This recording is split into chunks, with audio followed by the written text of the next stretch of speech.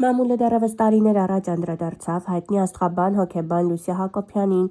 ունեզրկվելու և իր պապական տնից դուրս հանելու գործընթացին, սակայն խնդիրը դեռ շարունակում է չլուծված մնալ։ Սեպտեմբերի 12-ին Լուսիա Հակոբյանը և այս գործով զբաղվող փաստաբան Լևոն Բաղդասարյանը մամուլի ասուլիս էին հրավիրել։ Ասուլիսի սկզբում փաստաբանը հավաքվածներին հիշեցրեց դեպքը։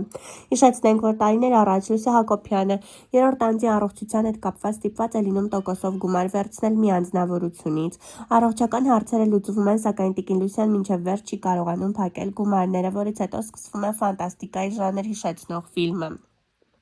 Որոշվում է, որ սնանկ պետք է ճանաչվի տիկին Լուսիան և պապերից ժառանգած իր տունը պետք է վաճառեն, սակայն վաճառելուց առաջ որոշվում է, որ գնահատող կազմակերպությունը գնահատի և այնուհետ գույքը վաճառվի, սակայն հետո պարզվում է, որ այդ կազմակերպությունը, որը գտնվել է Գյումրիում, սնանկ է ճանաչված և գույքը գնահատելու իրավունք չուներ։ Այնուհետ կազմակերպությունը այս գործը պաս է տալիս մի անհատի, որը ևս գնահատում է գույքը, բայց 3-4 անգամ պակաս, քանի որ արժե այն, դիմում են սնանկության դատարան, որպեսզի փորձեն գնահատել իրավաչափությունը, թե արդյոք այդ ընկերությունը առհասարակ իրավունք ունի տունը գնահատելու, թե ոչ, լիցենզիա կար, թե ոչ։ Դատարանը որոշում է, որ այո, տունը պետք է վաճառվի։ Այս ամենից հետո աստղաբան հոգեբան տիկին Լուսիան դարձավ օրենքով բոմժ։ Ցավոք այսօր տասնյակ հազարավոր մարդիկ ևս գտնվում են օրենքով բոմժի կարգավիճակում, հայտնվելով փողոցում։ Ապա հայտնի փաստաբանը բացահայտեց, թե իրավական ինչ բեսպրեդելի հետ է բախվել աստղահոգեբանը։ Գործի հետ կապված տեղի են ունենում տոտալ և նմանը չլսված ու չտեսնված իրավախախտումներ մի քանի դրվագներով, ուստի երբ ստանձնեցի տիկին Լուսիայի շահերի պաշտպանի գործառույթը, կարճ ժամանակում պաշտպանյալս իրացրեց իր իրավունքը, այսինքն օրենքի ուժով վերադարձավ իր տուն, որտեղից նրան բիրտ ձևով վտարել էին։ Թվաց, որ ամեն բան ընկավ իր տեղը, սակայն կրկին կարճ ժամանակ անց ավելի բիրտ ուժով տիկին Լուսիային ոչ միայն հանեցին իր տնից, այլև տասնամյակներով ձեռք բերած գույքը օդում ցրև տվեց։ Կրկին ստանձնելով նրա պաշտպանյանի գործառույթը, այս ընթացքում բախվեցի ֆանտաստիկա և սարսափ հիշեցնող մի իրավիճակի։ Գործը մտնելով դատարան որոշում է կայացում, որ տիկին Լուսիային ոչ մեկ չպետք է խանգարի և վերջինս օրենքի ուժով կարող է մտնել իր տուն, սակայն հենց նույն օրը 5-6 օր հետո նույն փաստերի առկայությամբ պարագայում կայացում է ճիշտ հակառակ որոշում, այսինքն կրկին վտարել իմ վստահորդին իր տնից։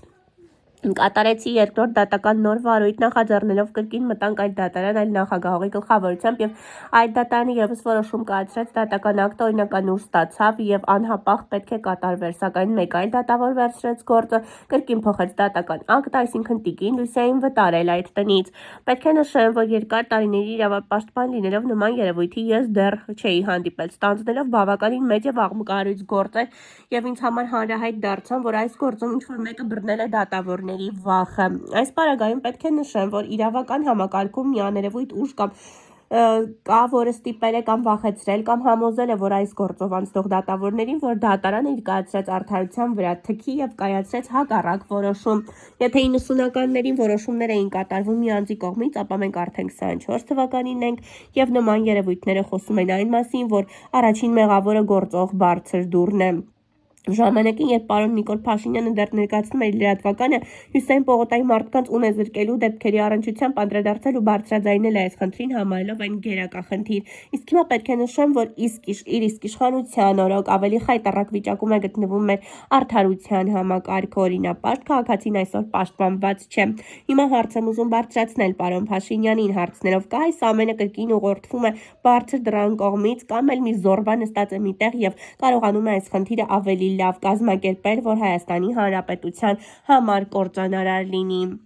Այս և այլ թեմաների շուրջ անհանգստություն է պատճառել Լուսիա Հակոբյանի որդին, և այսօր տեղեկացրել ենք, որ վերջինս այս գիշեր հանկարծամահ է եղել։ Վերջինս շատ ծանր էր տանում այս դեպքը և մոր հետ կապված ցանկացած անախորժ իրավիճակ։ Ահա թե ինչի է հանգեցրել դատավորների անփութությունը,